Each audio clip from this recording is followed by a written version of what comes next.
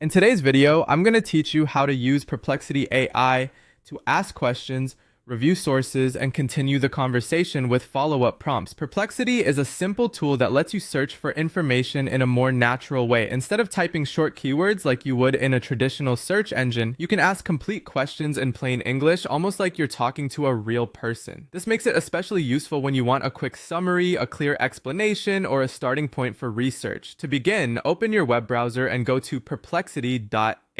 Once the site loads, you'll see a clean interface with a main search bar. This is where everything starts. The layout is designed to be straightforward, so you can focus on the question you want answered without dealing with unnecessary clutter. Next, click into the main search bar and type your question directly.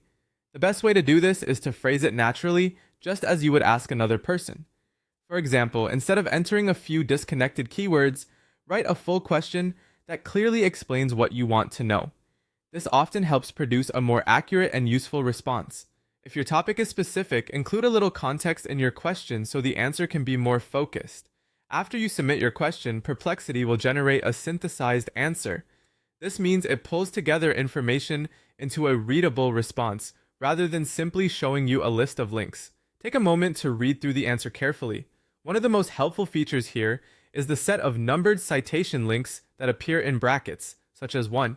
You can tap or click those bracketed numbers to open the source material connected to the answer. This is a great way to verify information, explore where the response came from, and dive deeper into any part of the topic that interests you. Once you've reviewed the answer and its sources, you can keep going by using the Ask a Follow-up box at the bottom of the page. This is useful when you want clarification, more detail, or a related explanation without starting over from scratch. Because the conversation continues from your original question, your follow-up can be more specific and efficient. That's the basic workflow. Go to the site, ask a direct question, read the answer, and check the citations. Then use follow-up prompts to explore further. With just those steps, you can turn a